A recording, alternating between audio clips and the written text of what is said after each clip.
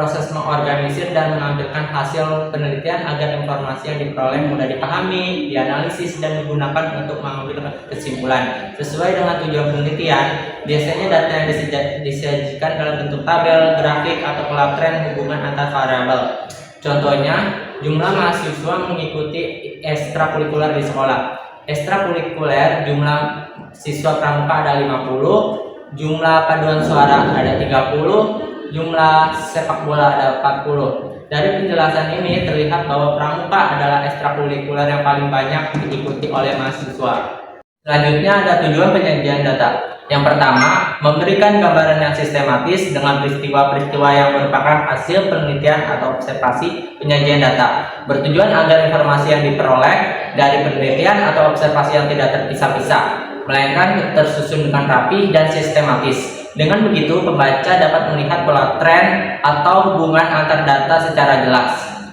Contohnya, seperti jika seorang guru mengamati matematika siswa selama 1 semester, data nilai seperti 85, 90, 78, dan 92 akan sulit dianalisis. Dengan menyajikan data dalam tabel rata-rata, nilai per bulan atau grafik batang, pola meningkat atau penurunan nilai siswa dapat langsung terlihat. Yang kedua, data lebih cepat ditangkap dan mudah dimengerti. Penyajian data dalam bentuk tabel, grafik, atau diagram memudahkan pembaca untuk memahami informasi secara cepat. Mata manusia lebih mudah mencerna visual daripada deretan angka yang panjang. Contohnya seperti sebuah survei minat baca. Siswa yang disajikan dalam diagram, dengan sekilas mata diagram, orang bisa mengetahui bahwa 40% siswa lebih suka baca novel, 30% suka komik, 30% suka memilih majalah, tanpa harus membaca angka atau satu persatu. Yang ketiga, memudahkan dalam membuat analisis data. Dengan data yang tersusun rapi, proses analisis menjadi lebih mudah karena pola, tren, atau hubungan antar data lebih jelas. Analisis dapat menemukan insight penting tanpa harus menyaring data mentah yang acak.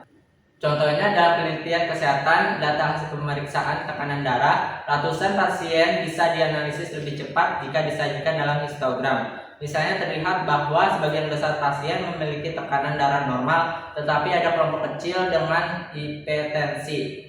Yang keempat, ada membuat proses pengambilan keputusan dan kesimpulan lebih cepat, akurat, dan tersusun rapi. Data disajikan dengan baik menjadi dasar pengambilan keputusan yang lebih informatif dan objektif.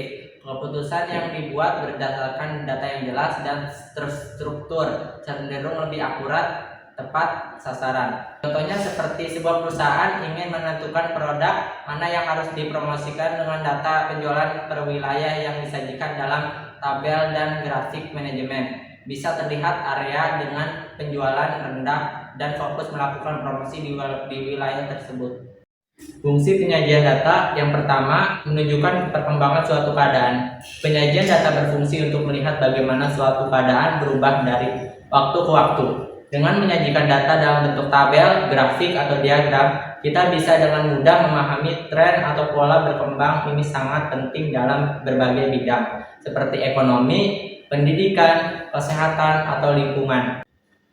Contohnya misalnya data jumlah murid di sebuah sekolah dari tahun 2018 hingga tahun 2022. Tahun jumlah murid tahun 2018 ada 500, tahun 2019 ada 520, tahun 2020 ada 550, tahun 2021 ada 580, tahun 2022 ada 600. Dari penjelasan di atas, jika dibuat grafik kita bisa melihat tren peningkatan sebuah murid setiap tahunnya. Yang kedua, mengadakan perbandingan pada suatu waktu. Penyajian data juga mempermudah membandingkan beberapa hal pada waktu yang sama. Dengan data yang tersaji dan dengan jelas, kita bisa langsung mengetahui mana yang lebih tinggi, lebih rendah, atau lebih seimbang. Ini berguna untuk pengambilan keputusan yang cepat atau tepat. Contoh data penjualan 3 produk di bulan Januari 2026. Produk jumlah terjual A 150, B 200, C 120. Dengan membuat diagram batang, kita bisa langsung membandingkan jumlah penjualan ketiga produk. Terlihat bahwa produk B terjual paling banyak, sedangkan produk C paling sedikit. Informasi ini bisa digunakan oleh perusahaan untuk strategi pemasaran atau produksi. Yang pertama yaitu one way table atau tabel satu arah. Tabel satu arah adalah tabel yang hanya memuat satu kategori atau satu karakteristik saja. Artinya data hanya dikelompokkan berdasarkan satu variabel. Ciri-cirinya yaitu yang pertama hanya memiliki satu pengelompokan data, yang kedua bentuknya sederhana, dan yang ketiga mudah dibaca dan dipahami. Yang keempat digunakan untuk melihat distribusi satu variabel. Fungsinya yaitu yang pertama menampilkan data sederhana, yang kedua mengetahui jumlah atau frekuensi suatu data, yang ketiga mempermudah pembacaan data satu variabel. Kesimpulannya, jadi tabel satu arah digunakan apabila data hanya ingin dilihat dari satu sudut pandang atau satu karakteristik saja. Yang kedua yaitu two-way table atau tabel dua arah. Tabel dua arah adalah tabel yang menunjukkan hubungan antar dua kategori atau dua variabel. Ciri-cirinya yang pertama memiliki dua variabel, yang kedua data lebih rinci dibandingkan tabel satu arah, yang ketiga digunakan untuk membandingkan dua karakteristik. Fungsi dari two-way table yaitu yang pertama membandingkan dua variabel, yang kedua mengetahui hubungan antar data, yang ketiga mempermudah analisis data. Kesimpulannya, jadi tabel dua arah digunakan untuk melihat hubungan atau perbandingan antar dua variabel.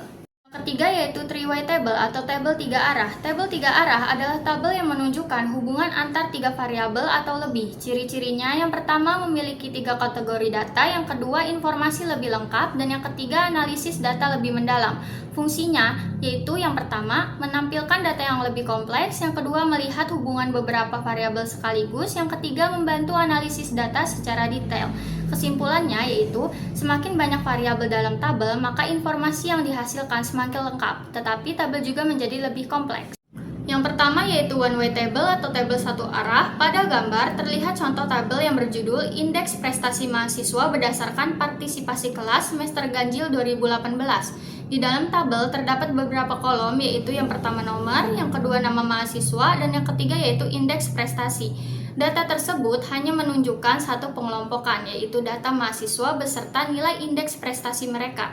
Tabel ini disebut tabel satu arah karena hanya memiliki satu fokus pengelompokan data, yaitu data indeks prestasi mahasiswa. Tidak ada pengelompokan tambahan seperti jenis kelamin, jurusan, daerah, atau kategori lainnya.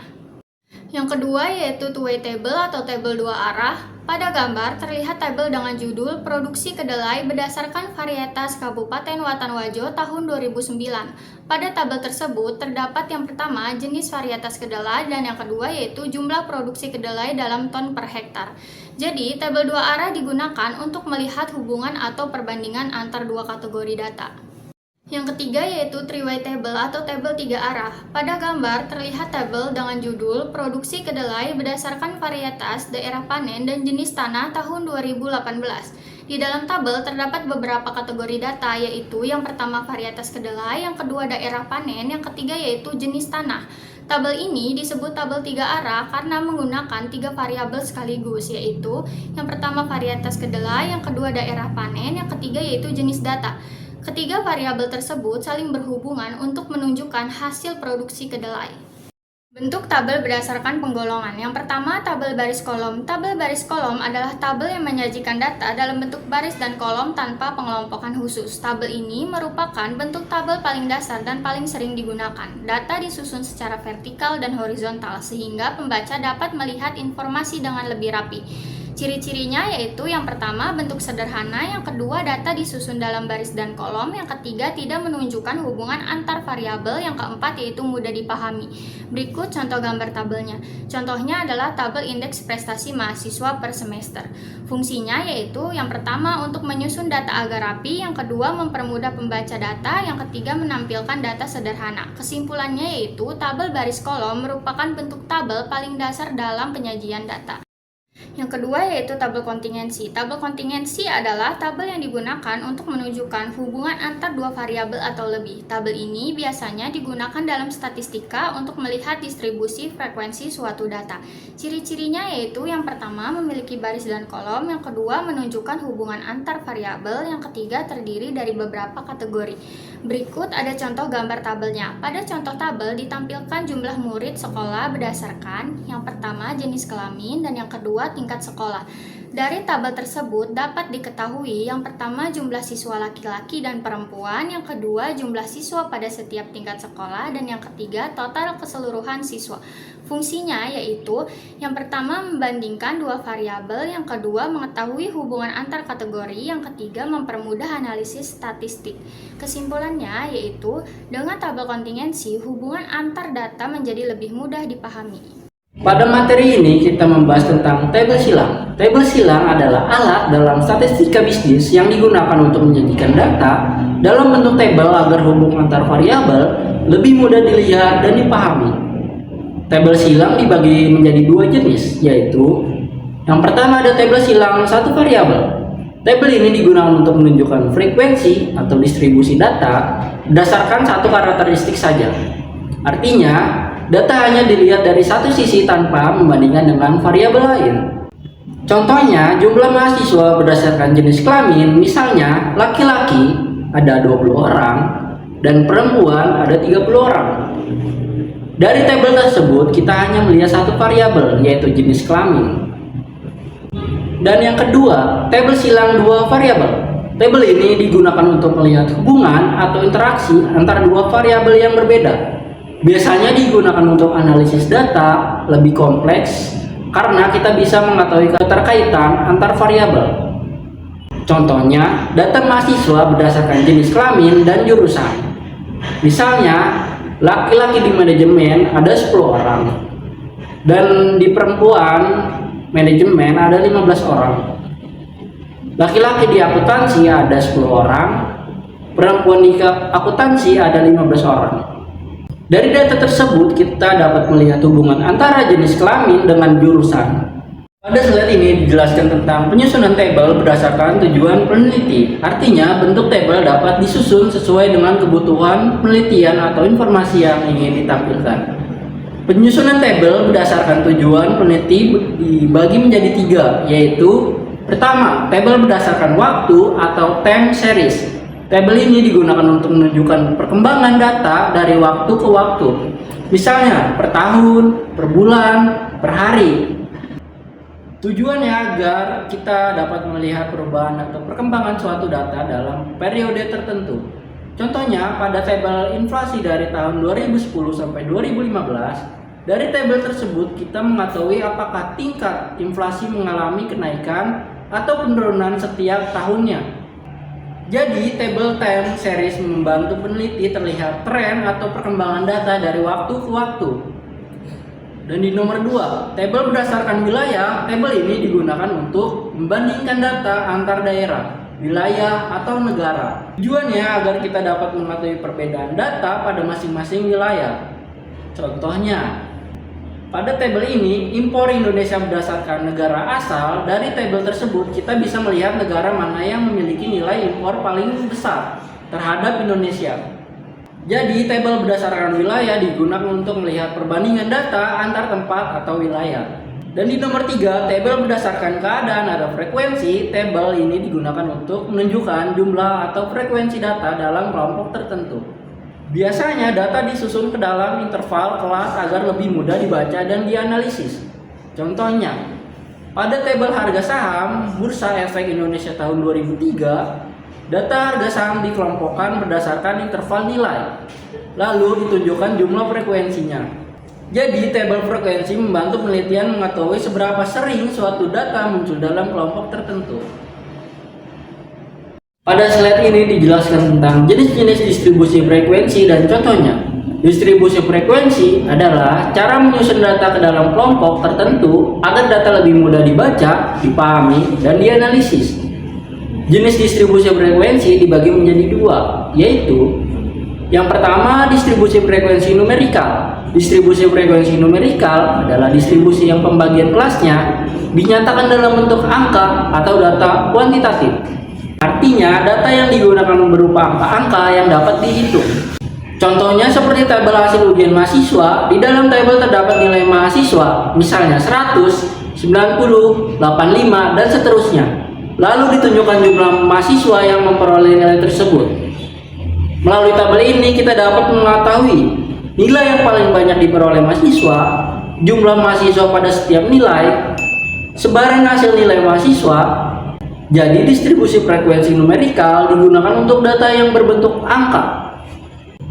Dan yang kedua ada distribusi frekuensi kategorikal. Distribusi frekuensi kategorikal adalah distribusi yang pembagian datanya berdasarkan jenis atau golongan tertentu secara kualitatif. Artinya data dikelompokkan berdasarkan kategori, bukan angka. Contohnya seperti tabel tingkat pendidikan penduduk, data dibagi menjadi beberapa kategori seperti belum sekolah, SD, SLTP, SLTA, dan perguruan tinggi. Kemudian ditampilkan jumlah orang pada setiap kategori tersebut. Melalui tabel ini kita dapat mengetahui kategori mana yang jumlahnya paling banyak atau paling sedikit. Jadi, distribusi frekuensi kategorikal digunakan untuk data yang berbentuk kelompok atau kategori.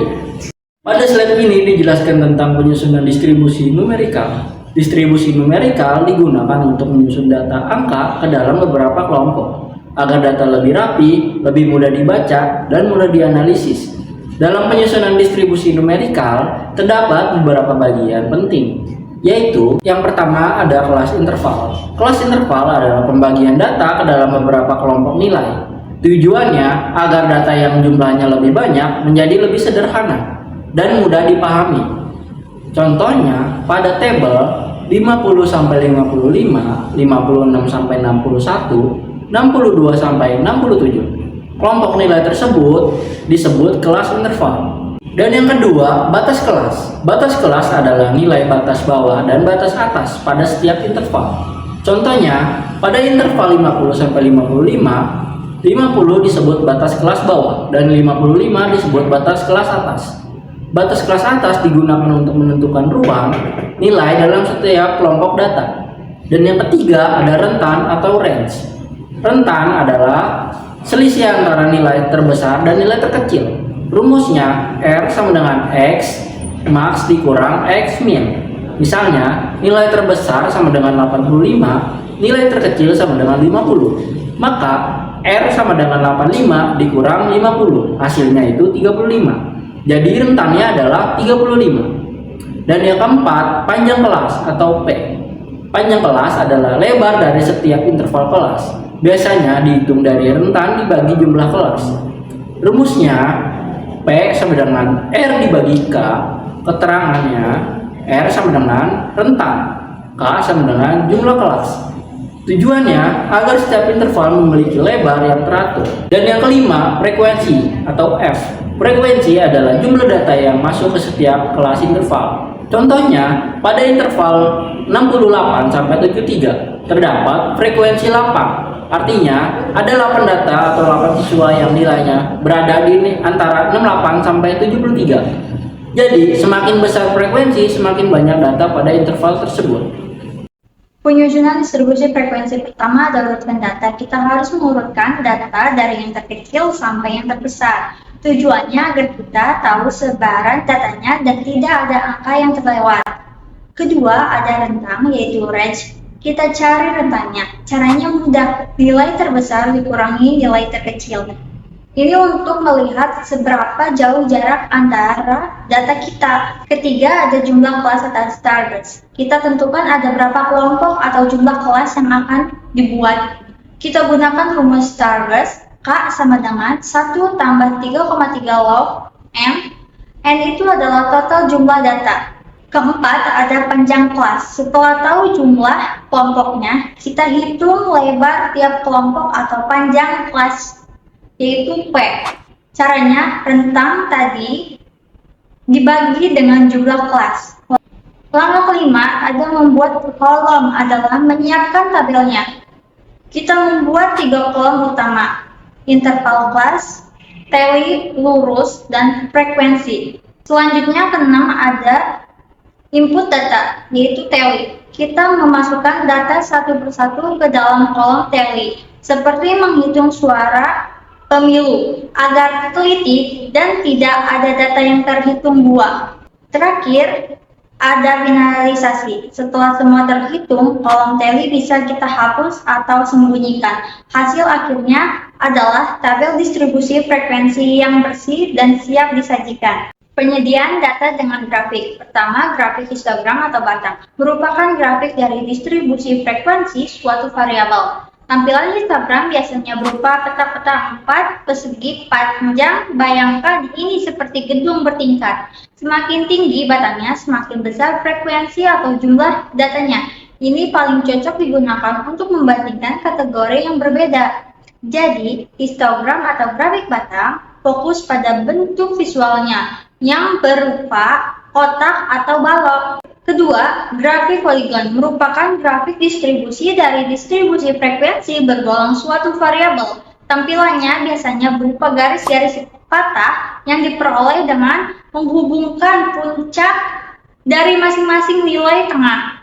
Bedanya dengan batang, kita hanya mengambil titik tengah dari setiap data, lalu menghubungkan dengan garis lurus patah-patah. Ini membantu kita melihat wajah dari sebaran data kita secara keseluruhan. Jadi, grafik poligon itu fokus pada titik tengah. Ketiga, grafik kurva merupakan peralatan atau penghalus dari garis-garis poligon. Pembuatan kurva sering dilakukan dengan meratakan garis gambar poligon yang tidak rata dan terlihat tidak beraturan sehingga menjadi rata. Ini sebenarnya adalah versi halus dari poligon. Jika poligon garisnya patah-patah tajam, kurva ini dibuat melengkung halus. Tujuannya agar kita bisa melihat tren data dengan lebih nyaman di mata. Jadi, grafik kurva itu fokus pada aspek keestetika dan kehalusan garis. Terakhir, grafik garis biasanya dibuat untuk menunjukkan perkembangan suatu keadaan. Perkembangan tersebut biasanya naik turun. Yang perlu diperhatikan dalam pembuatan grafik adalah ketepatan membuat skala pada garis vertikal yang akan mencerminkan keadaan jumlah hasil observasi. Ini adalah raja untuk menunjukkan perkembangan dari waktu ke waktu, misalnya kenaikan harga barang atau jumlah penduduk tiap tahun.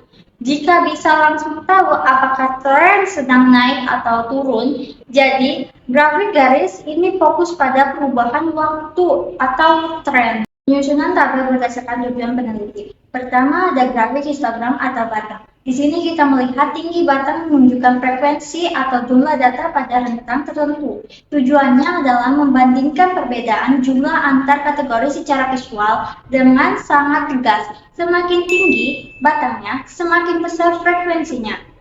Kedua, ada grafik poligonik. Grafik ini menghubungkan titik-titik tengah dari setiap interval data. Fungsinya mirip histogram, namun memberikan kesan distribusi yang lebih halus. Ini sangat berguna untuk melihat bentuk penyebaran data kita, apakah berkumpul di tengah atau menyebar. Ketiga, ada grafik kurva. Seperti yang terlihat, garisnya melengkung mengikuti tren data secara kontinu. Kurva ini digunakan untuk melihat pola distribusi frekuensi kumulatif seperti kurva normal atau OGIF. Ini membantu kita memahami kecenderungan data secara keseluruhan dalam satu alur yang mengalir. Terakhir, ada grafik garis. Kita melihat pergerakan naik turun dari waktu ke waktu di sepanjang sumbu horizontal. Ini adalah pilihan terbaik jika tujuan peneliti adalah menunjukkan tren atau perkembangan, yaitu progres.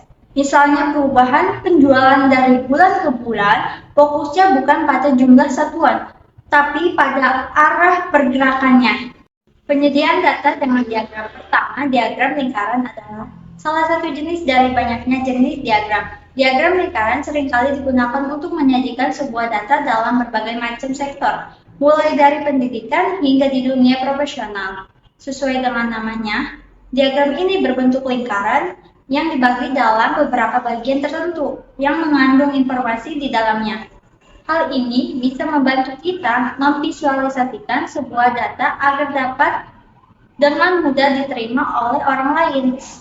Bayangkan, ini seperti sebuah pizza atau kue yang dipotong-potong. Diagram ini sangat cocok digunakan jika kita ingin melihat perbandingan bagi terhadap keseluruhan. Misalnya, untuk melihat persentase hobi siswa dalam satu kelas. Potongan yang paling besar menunjukkan data yang paling dominan. Kedua, diagram batang merupakan sebuah diagram yang menggunakan persegi panjang sebagai alat untuk menyajikan data. Umumnya, diagram ini dipakai untuk menggambarkan perkembangan nilai di suatu objek penelitian dalam jangka waktu tertentu. Diagram ini menyajikan macam keterangan secara tegak ataupun datar dan sama lebarnya. Dengan batang-batang yang terpisah, kita bisa melihat ada balok-balok dengan ketinggian yang berbeda. Diagram ini paling bagus untuk membandingkan antar kategori. Semakin tinggi batangnya, semakin besar nilainya. Contohnya, membandingkan jumlah penjualan buah apel, jeruk, mangga dalam sebulan. Perbandingannya langsung terlihat jelas dari tinggi batangnya. Terakhir, diagram garis merupakan suatu grafik berupa garis lurus yang menghubungkan titik tengah suatu data dengan data yang lainnya. Diagram garis memerlukan sistem sumbu datar, yaitu horizontal, dan sumbu tegak, yaitu vertikal, yang saling berpotongan tegak lurus. Di sini kita melihat titik-titik yang dihubungkan oleh garis. Diagram ini fungsinya untuk melihat tren atau perkembangan dari waktu ke waktu. Misalnya, memantau kenaikan suhu badan pasien setiap jam atau naik turunnya harga saham. Kita bisa melihat polanya apakah sedang naik atau turun atau stabil. Selanjutnya ada cara membuat diagram lingkaran dalam bentuk derajat. Rumus yang digunakan yaitu jumlah data dibagi dengan total data lalu dikalikan dengan 360 derajat. Kenapa 360 derajat? Karena dalam satu lingkaran penuh nilainya 360 derajat. Langsung kita coba bisa hitung ya teman-teman. Untuk data yang pertama di sini ada di berat badan 40 kg. Jumlah datanya itu ada 6 dari total data 60. Data 60 ini diperoleh dari penjumlahan data yang 6 ditambah dengan 12 ditambah 15 ditambah 18 dan ditambahkan dengan 9. Jadi bisa dihitung dengan cara 6 dibagi dengan 60 lalu dikalikan dengan 360 hasilnya 36 derajat. Untuk data yang kedua ada di berat badan 41 kg. Jumlah datanya itu ada 12 dari total data 60. Jadi 12 dibagi dengan 60 dikalikan dengan 360 hasilnya 72 derajat. Untuk data yang ketiga ada di berat badan 42 kg. Jumlah datanya itu ada 15 orang dari total data 60. Jadi 15 dibagi dengan 60 dikalikan dengan 360 derajat hasilnya 90 derajat. Untuk data yang keempat ada di berat badan 43 kg. Jumlah datanya itu ada 18 dari total data 60. Jadi 18 dibagi dengan 60 dikalikan dengan 360 hasilnya 108 derajat. Untuk data yang kelima ada di berat badan 44 kg. Jumlah datanya itu ada 9 dari total 60. Jadi 9 dibagi dengan 60 dikalikan dengan 360 hasilnya 54 derajat. Dari hasil tersebut kemudian bisa dibuat menjadi diagram lingkaran sesuai besar sudut masing-masing datanya. Semakin besar jumlah datanya, maka bagian pada diagram lingkarannya juga akan semakin besar. Dan dari diagram ini dapat dilihat bahwa berat badan 43 kg memiliki bagian terbesar, sedangkan data 40 kg memiliki bagian terkecil. Selanjutnya pada slide ini dijelaskan tentang diagram batang. Diagram batang digunakan untuk menyajikan data dalam bentuk batang agar datanya ini lebih mudah dibaca dan dibandingkan. Bisa langsung kita lihat pada diagram di samping, yang dimana sumbu X menunjukkan kategori berat badan yaitu dari 40 kg sampai dengan 44 kg. Sedangkan pada sumbu Y menunjukkan banyaknya data atau frekuensi dari masing-masing berat badan tersebut. Semakin tinggi batangnya, maka semakin banyak jumlah datanya. Begitu pula sebaliknya. Jika batangnya ini lebih rendah, berarti jumlah datanya itu jauh lebih sedikit. Dari diagram batang ini dapat dilihat bahwa berat badan 43 kg memiliki jumlah data paling banyak karena batangnya paling tinggi. Sedangkan pada berat badan 40 kg memiliki jumlah data paling sedikit karena batangnya paling rendah. Dan diagram ini memudahkan kita untuk melihat perbandingan data secara lebih jelas dan lebih cepat. Selanjutnya pada slide ini dijelaskan tentang diagram garis. Diagram garis ini digunakan untuk menyajikan data dalam bentuk titik-titik yang kemudian dihubungkan menjadi garis. Diagram ini biasanya digunakan untuk melihat suatu perubahan atau perkembangan data. Pada diagram di samping bisa kita lihat bahwa sumbu X menunjukkan kategori kategori berat badan, yaitu dari 40 kg sampai dengan 44 kg. Sedangkan pada suku Y menunjukkan banyaknya siswa atau frekuensi dari masing-masing berat badannya. Cara membuat diagram garis ini caranya hampir sama dengan diagram bata, yaitu dengan cara menentukan data pada suku X dan suku Y terlebih dahulunya. Bedanya, pada diagram garis ini, titik-titik datanya dihubungkan menjadi garis, sedangkan pada diagram bata, hasil akhirnya itu akan berbentuk suatu bata. Dari diagram tersebut dapat dilihat bahwa jumlah datanya ini meningkat dari berat badan 40 kg sampai ke 43 kg, kemudian menurun pada berat badan 44 kg. Dan pada berat badan 43 kg ini memiliki jumlah data paling banyak karena titiknya ini berada paling tinggi, sedangkan di berat badan 40 kg memiliki jumlah data paling sedikit. Selanjutnya, pada slide ini dijelaskan cara membuat diagram lingkaran dalam bentuk persentase. Rumus yang digunakannya yaitu jumlah data dibagi dengan total data lalu dikalikan dengan 100. Langsung kita mulai perhitungannya ya teman-teman. Untuk data yang pertama ada di berat badan 40 kg. Jumlah datanya itu ada 6 dari total data 60. Jadi bisa dihitung dengan cara 6 dibagi dengan 60 lalu dikalikan dengan 100, hasilnya yaitu 10%. Untuk data yang kedua ada di berat badan 41 kg. Jumlah datanya ada 12 dari total data 60. Jadi 12 dibagi dengan 60 dikalikan dengan 100, hasilnya 20%. Untuk data yang ketiga ada di berat badan 42 kg. Jumlah datanya itu ada 15 dari total data 60. Jadi 15 dibagi dengan 60 dikalikan dengan 100, hasilnya 25%. Untuk data yang keempat ada di berat badan 43 kg. Jumlah datanya itu ada 18 dari total data 60. Jadi 18 dibagi dengan 60 dikalikan dengan 100, hasilnya yaitu 30%. Dan untuk yang terakhir ada di data 44 kg. Jumlah datanya itu ada 9 dari total 60 data. Jadi 9 dibagi dengan 60 dikalikan dengan 100, hasilnya yaitu 15%. Jadi langsung bisa kita lihat bahwa semakin besar jumlah datanya, maka persentasenya juga akan semakin besar. Dan bagian diagram lingkarannya akan terlihat lebih besar juga. Dari diagram ini dapat dilihat bahwa berat badan 43 kg memiliki persentase terbesar, sedangkan 40 kg memiliki persentase terkecil. Berdasarkan materi yang telah dijelaskan, dapat disimpulkan bahwa penyajian data statistik memiliki berbagai bentuk seperti tabel, diagram, dan grafik. Penyajian data ini bertujuan untuk datanya lebih mudah dibaca, dipahami, dan dianalisis. Dalam statistik, data dapat disajikan dalam bentuk tabel frekuensi untuk menunjukkan jumlah atau frekuensi dari setiap datanya. Selain itu, data juga dapat disajikan dalam bentuk grafik atau diagram agar lebih menarik dan mudah dibandingkan. Beberapa bentuk diagram yang sudah dibahas yaitu diagram lingkaran, diagram batang, dan diagram garis.